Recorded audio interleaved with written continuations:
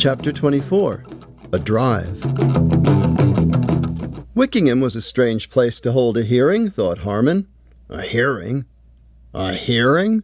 Is what kept rattling through his head as he pressed forward on a stuttering route.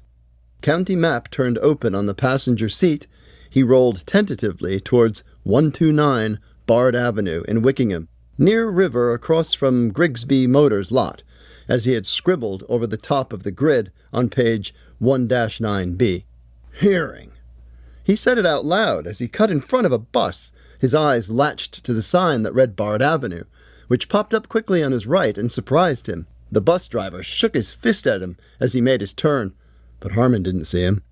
Harman began counting down the street numbers, feeling like he was tipping down dominoes one at a time. He was immediately irritated when the first number that he saw was 3200. Wrong end of the road, he fumed. Beneath the surface, his thoughts were still chin-deep in that word, the word that when Demensky first uttered it over the phone, it didn't quite settle into any logical zone of his mind. Hearing. I've never heard of anyone having a hearing over a kid's hockey game. Whatever the beef. He continued turning it over in his mind. Neaha. What could they want with me? All I did was play a kid whose father was begging me to play him. I didn't want him to get hurt. This is all plain crazy, he said to the dashboard. Bard Avenue was one long, straight road that, as Harman progressed to the lower numbered end of it, ran more closely parallel to a pair of train tracks. Warehouses, depots, loading docks, a dump, Paul's junkyard palisades. These all slid past his windows as the stoplights and the traffic became less frequent. Harman's Valiant was the last car on the road, it seemed, when the street tilted off down a slope to the left. He could see a row of one-story shapeless flat-roofed buildings, all with gates and long driveways continuing far down the road. There was no stoplight, only a yield sign as he crossed a nameless crossroad and passed a faintly lit car lot on the right. The lot had a rotating sign overhead that said only Grigsby's. There was no river. He looked down and realized there was no river marked on the road map either. Some directions, he complained to the windshield. He passed 145. Then it was 139, right next to it, with a sign over the driveway entrance that spelled out, in what looked to be sculpted 2x4s, Carpenter's Local 19. He saw a full parking lot there. Lights glowed from the rows of windows running all the way across the front of the building. Harman felt somewhat reassured. Maybe this hearing is being held at some place like that. Makes sense, he thought. But at the same time, he mostly wondered what on earth would cause anyone to arrange to have a meeting at such a confusing and out-of-the-way locale as this. 129 in white letters stuck out above a sign. The sign itself, which Harman did not look at closely, was the shape of a small square house with a triangle-shaped roof. There were no words upon the sign, only the large number. It was something you could not miss. Resting above the symbol, Harman did not quite comprehend. Turning left, he pulled off the road into a graveled drive that crunched loudly as he drove over it. He stopped at the automatic front gate, rolled down his window, felt the damp, chill air tickle his ears. Following the smudged posted instructions, he reached out to press a black button on the speaker that stood out like a parking meter to the side of the drive. Herman Harman, here for the meeting, NEAHA, 7 o'clock. The response was automatic and began before he had finished his sentence. A metallic cough crackled from the speaker. The gate sprang open, rising steadily on its loose hinges. Harman groaned a thanks at the mute speaker's rippled face and rolled his window back up. The haunting echo of the word, hearing, was drowned out in his thoughts by the sound of the baby's wailing back at the hospital. He again felt Rob's spittle on his cheek. He grimaced and parked the car, thinking, went to see how the boy was doing. He didn't even let me go up. He'd tell them about that at the hearing. As Harman walked to the front door, a large black metal vault-like door, he thought he could hear a muffled baby's cry coming from somewhere inside. The closeness of his thoughts to his senses made him think he was more irked than he had imagined by the run-in with Rob. Oh, nuts. He dismissed the notion, knocked on the door. It opened immediately. Come right in. It's late, but no matter. You're right on time, said a short, slight woman with raspberry red hair bunched up in a bun on top of her head. She wore magenta horn-rimmed glasses that caught the light and reflected Harman's perplexed gaze right back at him in stereo. She had on jeans and soiled tan smock. Judy Naylor, said the silver name tag riding below her left shoulder. It's Saturday, so we stay open, well, until 9 or 10 o'clock, if necessary. Depends how busy it gets, so that's okay, too. We can make room for you, said Judy Naylor. Tonight's quiet, though, just you. It's Mr. Harman, isn't it? She practically skipped over to the high desk that dominated the narrow, scuffed but clean and sparse lobby. There were no chairs. Spinning around her appointment book so she could check it, Judy pulled the pen from behind her ear, crossed a box next to the name at the bottom of the list. Good thing you made arrangements. Lots of people don't bother to call ahead. They just show up. And to be honest with you, Mr. Harman, that gives me a pain. Thanks for helping out. She smiled at Harman, glanced back down at the page. The woman tapped the pen on the paper 3 times, staccato style, and then waved the pen in the air. And so, where's Herman? She said, smiling at him again, this time showing silver fillings right through her clenched grin. It's a great name, by the way. Sounds almost like his daddy's, too, huh? That's so cute. And she drawled the U of cute so it sounded like she was admiring a firework out loud. Can't wait to see him, she said. He's still in the car? Harman blinked once, then 4 times fast. He was just getting a grip on being accused of being late when he was not. It was only 6:44. It said so on the clock right over Judy Naylor's head. But now this? Who's in the car? He ruminated. Then, Daddy? I'm Herman, he replied flatly. Judy burst out laughing. Judy's teeth were revealed as a hive for metal fillings. She gestured wildly. The pen flew out of her hand and across the room. Funny man, she half complimented him bashfully, brushing by him to chase the pen. He peered in back of the desk to see into a dim open corridor that he thought looked like it was patched at its end with a fence. Harman sensed a stirring down the blind corridor, then dismissed the notion. Mr. Harriman, I think you would be really better off staying at the motor lodge in town. Judy, grinning wickedly and still giggling, said. She bent down to pick up the pen, straightened and returned to the desk. But I'll say this, most times people who come in here are in no mood for joking. Usually it's pretty sad, as you can imagine. Glad you're in good spirits. It's for the best. And you've come to the right place, rest assured. Judy came out from behind the desk with the pen stuck back behind her ear and holding a brown leather leash. Now, where's that little doggy hiding? She quizzed in a too cutesy voice. I'm here for the meeting, Harman said stiffly, as if he was hit in the face with a bucket of ice chips. The NHAAE, or whatever you call it, the hearing. I'm here for the hearing. There's no dog. Oh, don't worry, Mr. Harriman. Judy picked up the schedule book, glanced at it meaningfully, closed its shiny cover, and tucked it under her right arm. Lots of people get this way when the time comes, she said. Truth or consequences time, we call it around here. But don't you fret about the consequences. We'll take the best care of your little Herman. You bet. We'll find him a nice new place to make his home. I don't know what you're talking about, ma'am, Harman said, shaking his head, fighting a dizzy feeling that made the heels of his shoes seem to sink into the linoleum floor. I'm talking about Herman, she said right back, and call me Judy. Everybody else does. Except I kind of like that ma'am. Makes me feel like I'm not really working. Like you were here to help me. Like you were the butler or something. Oh well. She shrugged and returned to the desk. Judy peeled open the book, flipped 2 pages to the last name. Right. Here it is. Mr. Harriman to bring in Herman. And it says here a 10-year-old neutered male yellow mutt. I don't like that word. So rude. Mutt. She shuddered and continued. I prefer a non-pedigree. That's what we say around here. But we write in what the owners prefer, their choice. So if that's what you said when you made the booking, nothing I can do." She yawned and looked deeply into the page. Yeah. Mr. Harriman to bring in Herman for adoption. Saturday. Oh, but it says 6 p.m. Well, never mind. That's not a problem. I mean, here you are, and here we are, you know? Always better late than never at all. Did I say? We stay open until 10.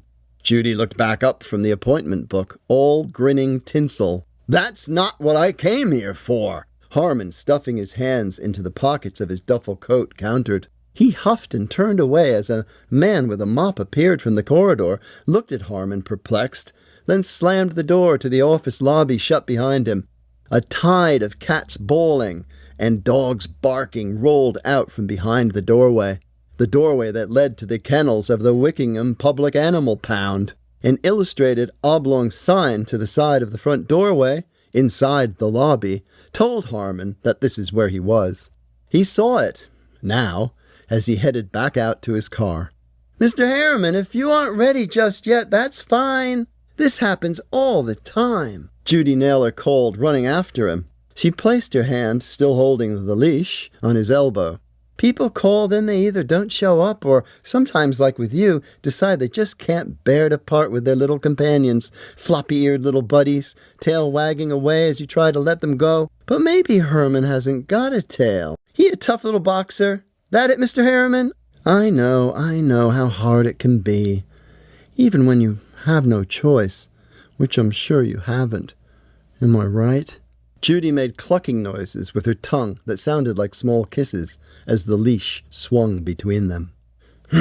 "Madam, I have no little buddies with tails, floppy ears, or otherwise. And what's more, I did not call the dog pound," Harman told her, like he was dressing down a waitress who had served him tripe when he had ordered lobster bisque. "Well, I'm sorry, but aren't you Mr. Harriman?" "I am Mr. Harman," he huffed. Harman, there you are. Close enough. Just got the name wrong." "Sorry." Judy was relieved. "Someone called in the appointment for you, then? Maybe they spelled your name wrong. Happens. No big deal. I don't answer the calls. That's done on the day shift. I'm nights and weekends.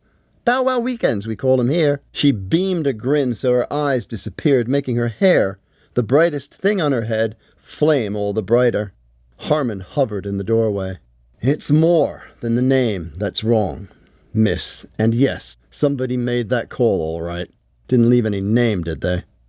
Yes," she peeped. "Mr. Harriman. But you know that." Herman's eyebrows bristled like rusted steel wool. Holding it in one hand and propped on her left hip, Judy read the book aloud again. "Just says Mr. Harriman, bringing in a yellow mutt, Herman, 6 p.m. I don't like that word mutt. Never use it." "So..." She looked up, stepped back from Harman, closed the book. Her face was a mix of curiosity, suspicion, and sympathy. She continued slyly. "I guess there's no Herman. No Herman, then. You take the little doggy back home. I'm sure Herman will be happy you did. Come back to us if you change your mind. We're always here. Always here for him. Always here for you." Before he could take off his coat, Herman found waiting for him, propped up on the ceramic rooster that decorated the kitchen table, a page of the local evening paper. It was ripped from the main body of the section, a small item in the back pages of the sports section. It was circled in red marker. "Look, Dad," it said on top. "Harv," the red ink said below the circle. In the middle was the heading, Hockey Happenings, which was usually reserved for results of youth hockey games. Harman always skipped right over it. Kids don't need to read their names in the papers. They need to just pay attention to what they're doing on the ice, was his reason for dodging that portion of the sports pages.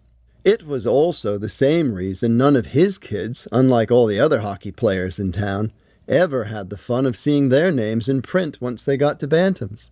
But this time he had to look. Under Hockey Happenings was a subheading, Riverview Bantams Blameless in Brawl. It went on, including typos and inaccuracies. Takes two to tango? Not at this dance. That's how the state's amateur hockey authority sees a battle royal that took place. not the first, and bet on it not being the last, at the Riverview Ice Palace between the local Bantam A team and its visiting nemesis, Eastchester A, on November 2nd. The two teams rumbled in the state playoffs last season and resumed the rough stuff, the fist, make that the first, chance they had. Eastchester won the game, but nobody remembers the score, because the match was marred by a vicious free-for-all which resulted in the serious injury of local resident and Riverview player 14-year-old Jerry Lake. Lake received a cut to his face that took 70 stitches to close and suffered a severe concussion. He was hospitalized in serious condition following a bench-clearing brawl that took 20 minutes to stop, according to reports. Others were hurt in the melee, but Lake's injuries were the most severe. Today, the state officials ruled that Eastchester coach Richard Reaper was at fault in sending his skaters over the boards to partake in a fight, and that one of his players, a minor whose name is being withheld due to his age, was also levied with a stiff punishment. The punishment, a banishment from all hockey state tournaments and from high school league play for the rest of the season. Reaper was handed down a 20-game suspension. The Eastchester boy's age has more to do with the story than meets the eye. The unusual banishment, which does not include independent junior leagues, came as a result of the discovery that the boy was in fact aged 16. He used a fake birth certificate to play on the Bantam squad, which is for boys no older than 15. At the same time, he was a member of another town's high school JV team. "I had no idea whatsoever," Reaper said when asked whether he was aware of the boy's true age. "And don't expect a rematch." Officials also ruled to cancel the remaining games between the two teams for the rest of the regular season. No suspensions were laid at the door of longtime Riverview coach Herman Harman or any of his team, the article concluded. The inquiry was swift and discreet, conducted by the game officials, the accused, and the state body, and nobody else. Jerry and Harman were superfluous to the crime committed against them. Like a trial in the Soviet Union, Harman mused, glad he was not the one in the dock. He crumpled the newspaper into his fist and dropped it into the garbage under the sink. Harman removed his coat, relieved at the news in one sense, and tense as a tight spring in the larger sense, wound up at what had occurred during his unwelcome visit to the hospital and by his surprisingly welcome stop at the dog pound. Harman found it comforting in the extreme that his hearing was a fiction. He was vindicated publicly now as well. "I know I'm right," he told himself. Walking the stairs up to his bedroom at the top of the drafty house, Harman just wished he didn't have to listen to the baby's cries that entered his ears at the hospital and still would not completely go away. Pulling down the thick quilts, his mother's weave, that covered his bed, Herman climbed in wondering who played the neat canine chicanery on him that evening. Sort of a long way to go to play a practical joke, and not really something you should joke about. Considering the damage done, he wanted to tell someone, but only ever told himself. Only he and the jokester would know of this phantom taunt. A secret jeer that took hold of Harman's guts with an eager grip, hauling him in even as he lay in bed in his black-as-a-closed-closet room, curtains drawn, waiting for sleep. Herman pulled the covers up across the top of his head and turned over in bed. Except to breathe deeply, he did not move for over an hour. Slowly, like a groggy cobra, Harman's arm emerged from the blankets, rising and reaching in the hidden night up to the deep shelf of his sturdy mahogany headboard. The cobra's head of his hand prodded and probed, pushing deep to the back of the shelf until it withdrew with not one, but a handful of stored pucks. Pucks that weren't playthings. Pucks that, having once entered, had never, ever left his room. One fell from his strained grip and rolled off the bed to hit the floor with a bouncing thud. Two remained held captive within his trap-like fingers, accepting his will for all of either Harman's lifetime or whatever the lifetime was of galvanized rubber. It would depend upon what came first. Harman brought the pucks into bed, holding them tighter. He pulled them beneath the broad feathered pillow where he settled his head. the black circles the weight of his heart, he squeezed the solid rings for all his life was worth, and fell asleep.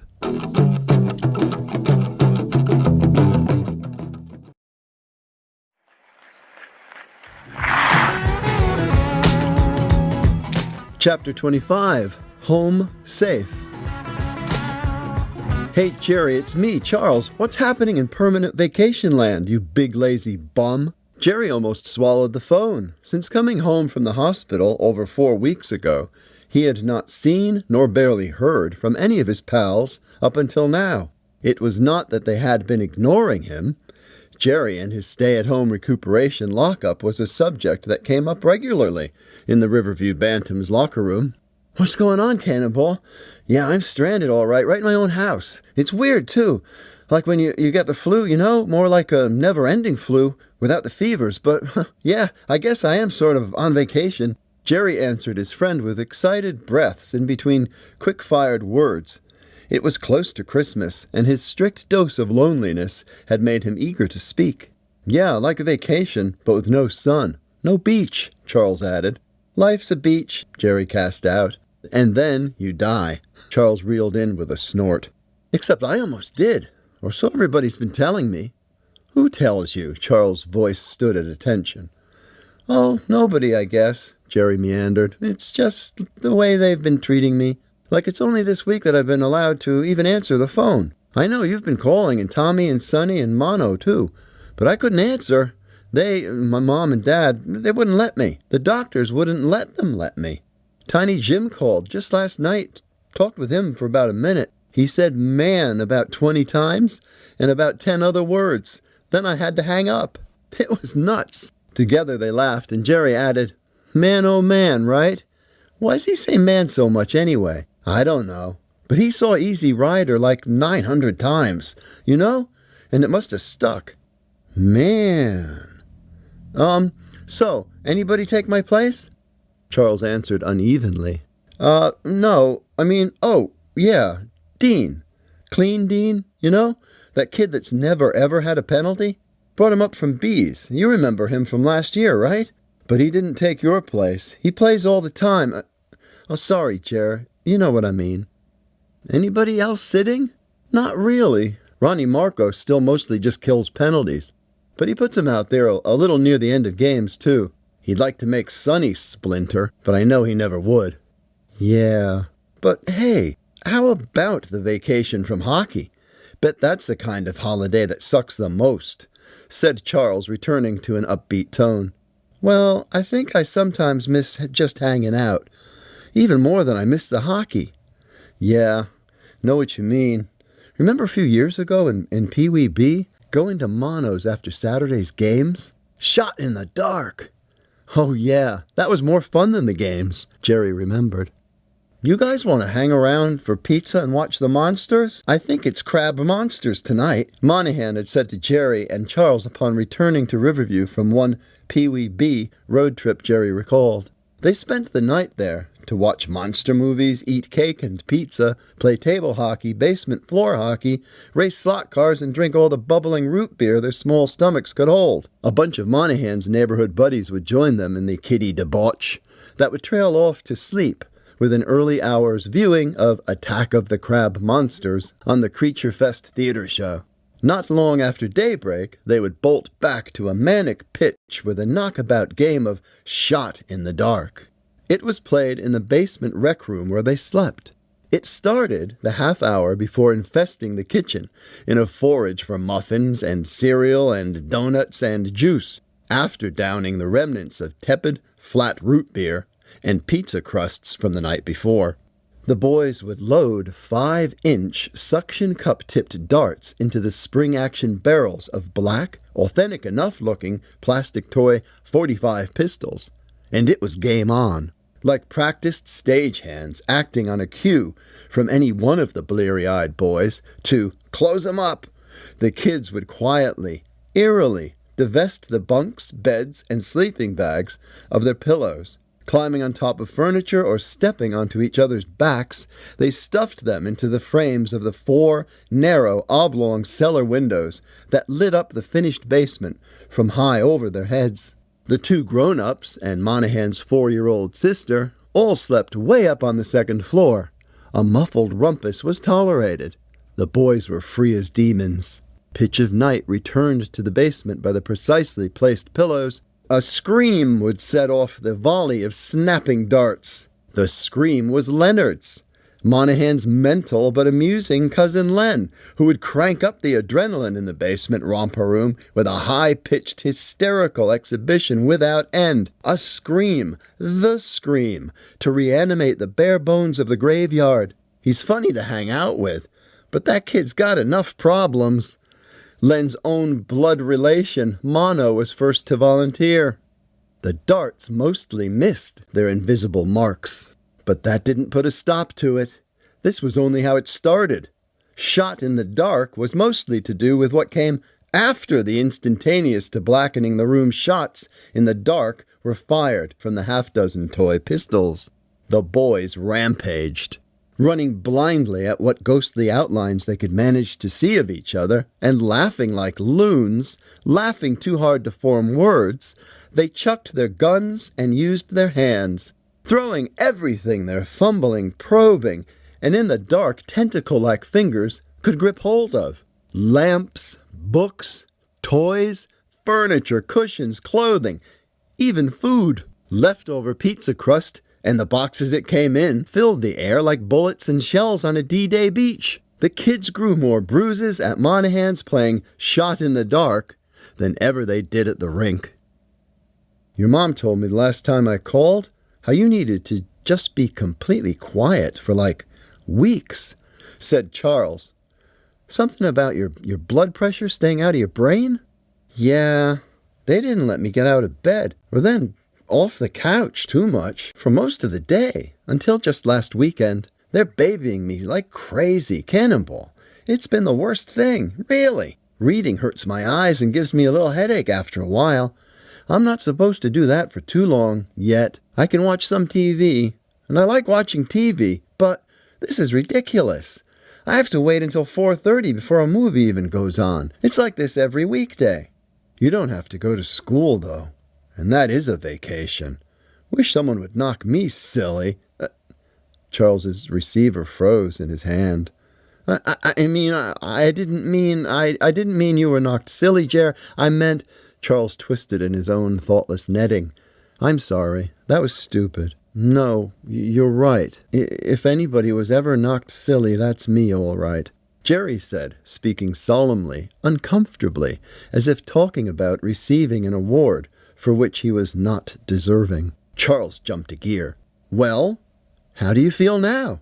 I'm okay, except for, like I said, they won't let me do anything, and they won't let me go back to school for months. February, maybe March. So I won't be skating again until then, if I can still remember how. When I move quickly, which I'm not supposed to do, or read for too long, I get these little thumps in my head, like water dripping on it. If you stay out in the rain for too long, cold rain, like out playing football in November or something, except it's all inside. It's like water dripping on your head from the inside out. It's hard to explain. I know what you mean, Charles said. Well, kinda. Weird. Never had that.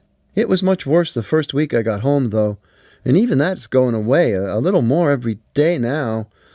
So... Neither boy spoke for an awkwardly long time. Cannonball? Yeah? You know what is hurting my head the worst right now? Jerry's chirpiness was gone. You mean the water? You wanted me to get off the phone? Call for your mom? Charles answered uneasily. Oh, no, it's not that kind of a pain.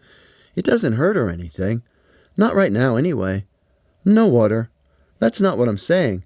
It's more like, when you can't find something you know that you didn't really lose to begin with. Like, damn it, where'd I put that receipt? when you want to take something back to the store. A goofy birthday present, a dickie or a clip-on tie, a comb and brush set like you get from your aunt you never see, or when you lose one of your 45s, but the cover sleeve is like right there on the floor in front of you with nothing inside of it. Oh, I lose stuff all the time. Charles, relieved his friend was not about to have a fit, a brain tremor right over the phone, replied affably. Mostly, though, I think it's my big sister taking things out of my room when I'm not there. So I know what you mean, sure, because it's usually hard enough for me to even tell if my stuff is lost or not. It's a pain. I think Katie's got my new Black Sabbath record. Not that she plays it. She hates 'em. She'll just hide it. Any one of my records she doesn't like hearing, she does that too, you know? But I'm not so sure this time. Maybe I left it over at Tommy's last week. Maybe Tommy snatched it. He really loves that band. I'll have to just snatch it back. That thief, anything black and round, thinks he's got to have it. Charles laughed. Jerry did not. Well, yeah, that kind of feeling, Jerry said, thinking he was getting through and speaking urgently. But this lost stuff, it's not something that I look for with my eyes or think I left at a friend's house. It's right up here in my head and my mind, and it's not like I can look around backwards at it to see what it is, you know? You mean it's making you go crazy? Charles's voice took a sharp turn towards rapt concern, and his lips brushed the phone's mouthpiece. Jerry, I really didn't mean a thing when I said I wish I was knocked silly. It's just a saying, like when you get knocked out is all, like lights out or knocked for a loop, whatever. You're not silly or loopy. You're same as always, seems to me. No, I'm not going nuts from it, Jerry broke in. I mean, I just cannot recall too much of anything that happened. Not even riding in the car with my mom and dad to the rat rink that night. Just a little, nothing really, about the first face-off, then the whistle blowing, skating warm-ups before that a little bit too, I think. But I'm not sure. It's like remembering a dream. Nothing really there to hold on to after you wake up, you know, once it's all over. Charles, nobody's told me what happened. That's what I'm looking for. But man, I don't even know what it looks like. So how do I find it? Oh, I get you. You mean how do you find out? Charles said. He straightened up and cleared his throat, thinking for a moment, then added, Well, my dad and mom said before you went to the hospital to see you the first time that we shouldn't say anything about what happened, that it might upset you, bring it all back. Make your head hurt even worse. Feeling like he had said too much already, Charles slammed on the verbal brakes. But hey, that day at the hospital, I remember your dad saying maybe it was better for you to hear it from one of us, right? Yeah, I know. My dad said it was okay. But they're all still worried about me getting worked up over it, having a freak out. But it freaks me out even more that I can't remember a darn thing. Cannonball. I really want to know. Charles could hear Jerry's breath in the phone, and he jerked his feet when in his mind's eye he saw Armadillo hurtling into Jerry once more, clearly as if his bedroom had a floor of ice and his walls were boards. Charles had no trouble remembering. He'd never forget. Crack! He heard the chilling sound of Jerry's helmet snapping off into pieces beneath his head as it hit the ice. Lunging out a hand, sprawling across his bed, he reached out for his coat, slung over the bedpost.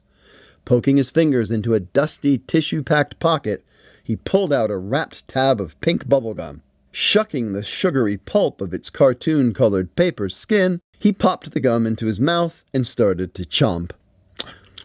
Okay, but are you sure? Really sure it's okay with your parents? Charles said, chewing off the words. With the doctors. Okay with them. Maybe you shouldn't be talking about it for a good reason. It might bring on a brainwave. A seizure, I think it's called. What if that happens? I'm on the other end of the phone and I won't even know if you had one. I won't be able to help or call anybody maybe. If you drop the phone and I can't get it to hang up, that happens sometimes. Then what will your dad say? I'm not going to have any brainwaves. Jerry almost hooted. And don't worry about my dad. That was only for the first visit at the hospital. When you guys came and he talked to you, I know. He told me about that. What he told you guys. He just wanted for you to be careful what you said. That's all. But don't worry about being careful. Not now. Just tell me. Charles paused. Well, if it's okay to talk to you about it now, Charles said cautiously, then why didn't your dad tell you about what happened already? No, Jerry matter-of-factly told Charles. I think he'd be worse off than me if he had to go back and think about what happened. And my mom? Forget it. I think they were more upset than me. I mean, I was asleep the whole time, right? This is what I'm talking about. Charles, come on. I'm not going to spaz out.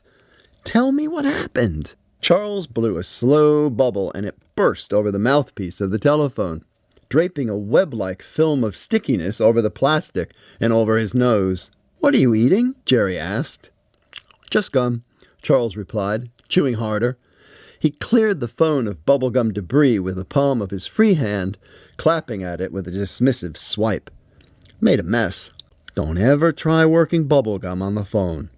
I don't, Jerry replied.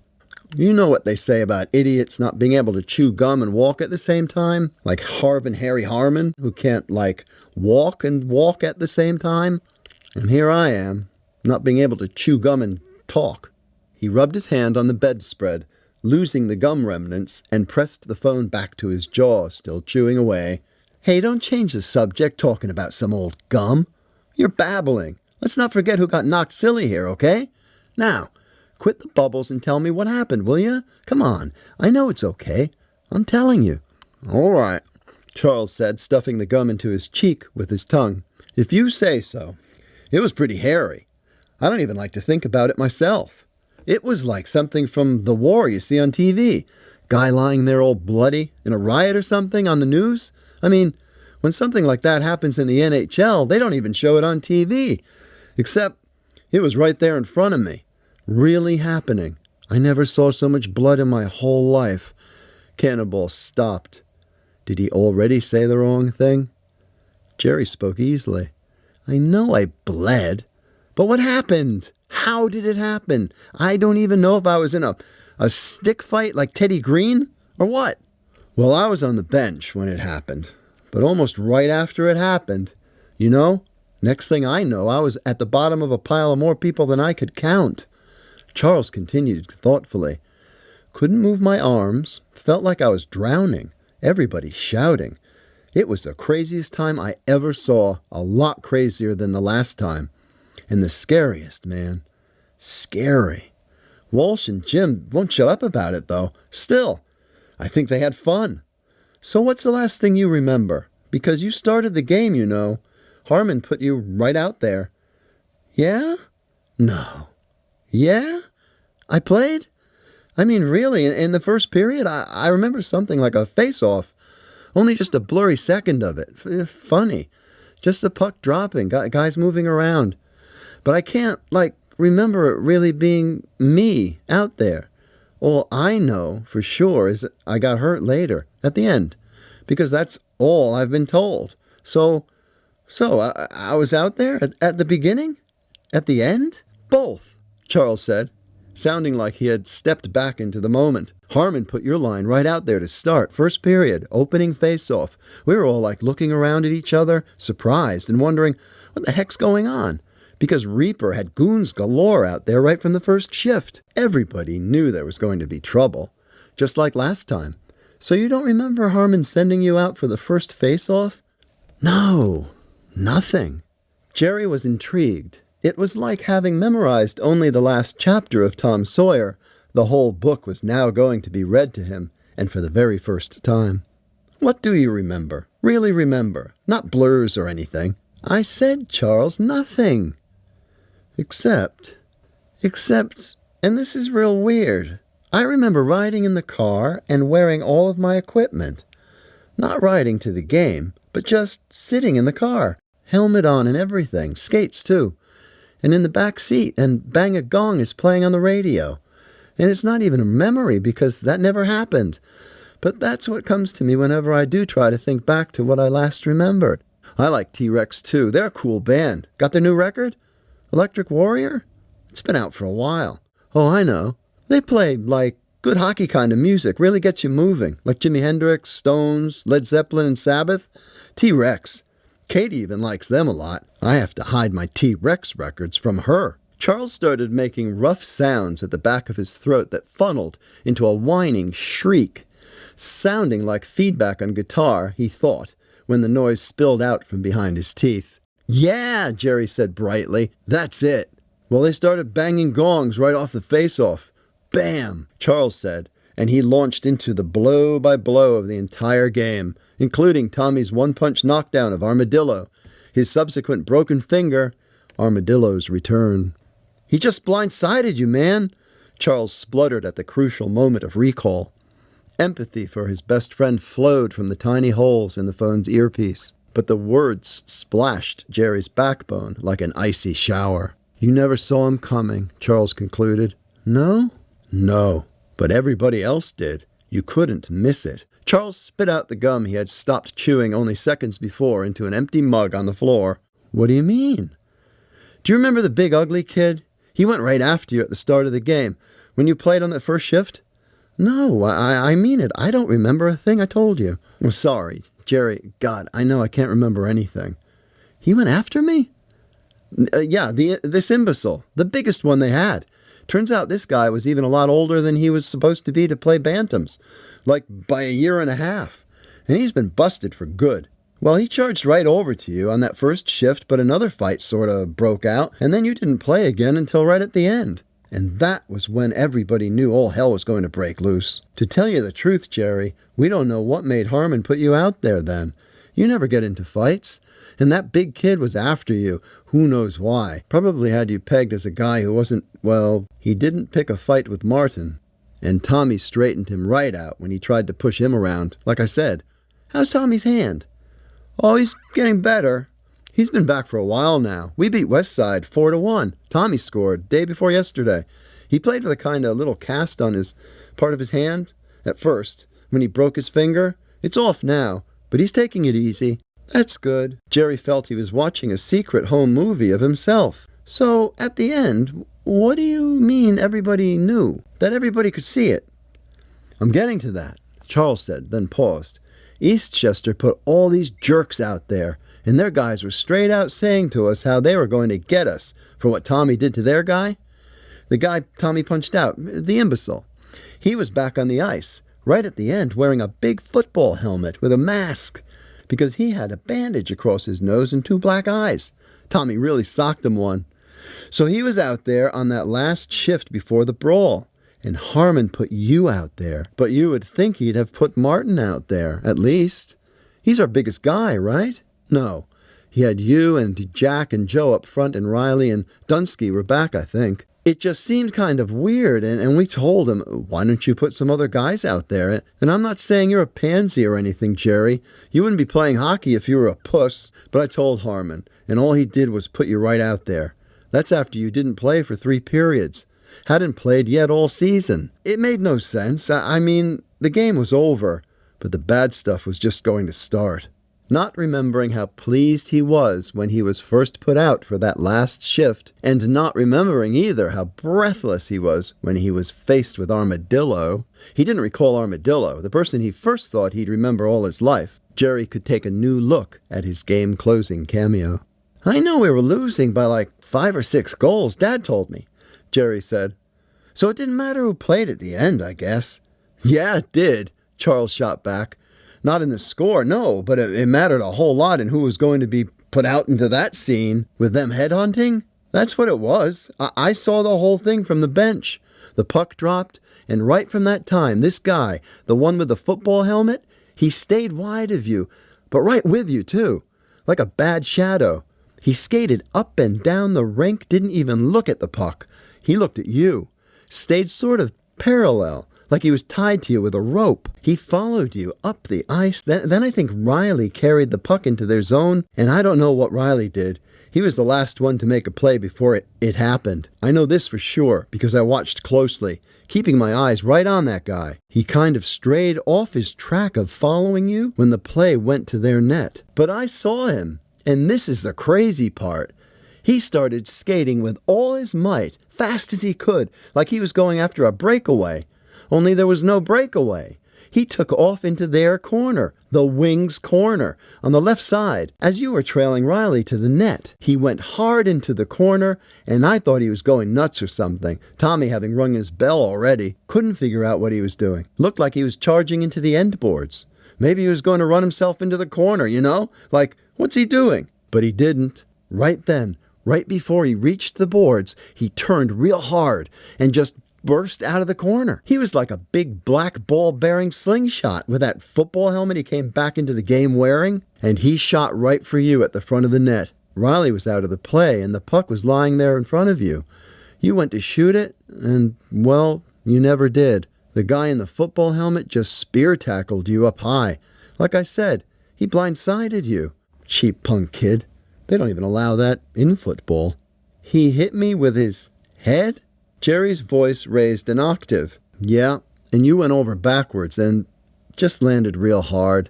You lost your helmet. It busted all over the place. Jerry, it was just real bad news. You don't want to know any more except for what you already know, which is that they took you to the hospital right after. And hey, you're all better now. Or almost. End of story and happy ending.